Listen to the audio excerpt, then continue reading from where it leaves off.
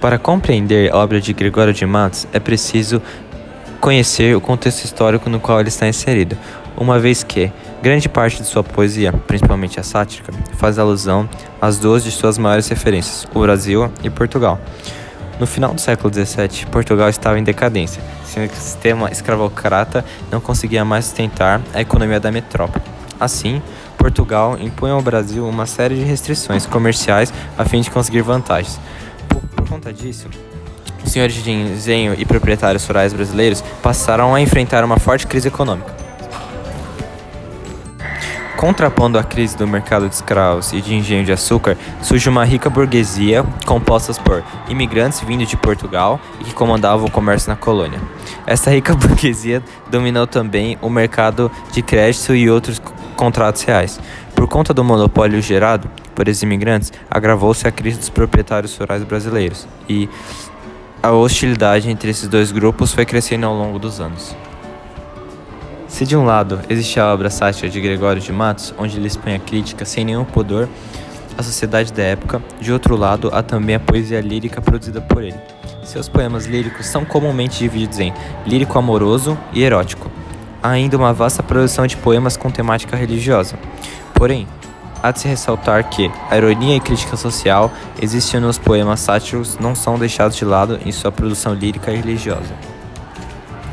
Na poesia amorosa e erótica de Gregório de Matos, o tema básico continua sendo o choque de opostos, espírito e matéria, asceticismo e sensualismo. Essa visão dualista também aparece na figura da mulher desejada, sendo que essa representa uma espécie de anjo-demônio. É interessante notar que na obra de Gregório de Matos, o outro lado, em um par de opostos, sempre irá conter um pedaço de seu par antagônico, ou seja, se tomarmos, por exemplo, a figura da mulher, quando ela aparece como um ser angelical, ela também terá uma parte demoníaca e vice-versa. Agora iremos ler um dos poemas mais famosos, Pequei, Senhor, a Jesus Cristo, nosso Senhor. Pequei, Senhor, mas não porque fiei pecado. Da vossa alta clemência me despido. Porque, quanto mais tenho delinquido, vos tenho a perdoar mais empenhado. Se basta vos liar tanto pecado, abrandar-vos sobeja um só gemido, que a mesma culpa que vos há ofendido, vos tem para o perdão lisonjeado. Se uma ovelha perdida e já cobrada, glória tal e prazer tão repentino, vos deu como afirmais na sacra história, eu sou o Senhor, a ovelha desgarrada. Cobrai-a, e não queirais, pastor divino, perder na vossa ovelha a vossa glória. Bom, esse soneto é um dos maiores representantes da poesia sacra e religiosa de Gregório de Matos. Segundo a crítica literária, este poema foi inspirado em outros poemas de autoria desconhecida já existentes na língua espanhola. Outra inspiração do poeta foi a passagem do Evangelho de São Lucas, onde Jesus Cristo conta a parábola da ovelha perdida e conclui dizendo que há grande alegria nos céus quando um pecador se arrepende de seus pecados e dá meia volta. Bom, nesse soneto, a temática de culpa versus perdão aparece posta em xeque, pois o poeta utiliza da linguagem para conseguir seu perdão e salvação, enfrentando o poder divino. O eu lírico pede para que Deus cobre os pecados cometidos por ele, pois quanto mais pecados ele comete, mais Deus se esforça para perdoá-los. Assim, da mesma forma como o poder divino precisa perdoar, o pecador precisa pecar para poder ser perdoado.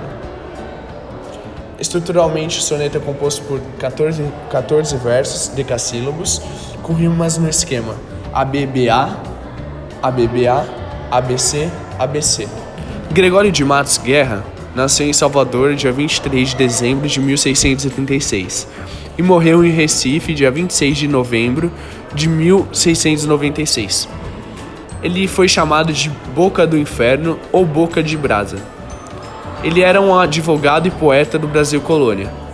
Foi considerado um dos maiores poetas do Barroco em Portugal e no Brasil, e o mais importante poeta satírico da literatura em língua portuguesa no período colonial. A alcunha Boca do Inferno foi dada a Gregório por sua ousadia em criticar a Igreja Católica, muitas vezes atacando padres e freiras. Criticava também a cidade da Bahia, ou seja, Salvador, como nesse soneto. Tristes sucessos, casos lastimosos, desgraças nunca vistas, nem faladas, são, ó Bahia, vésperas choradas, de outros que estão por vir estranho.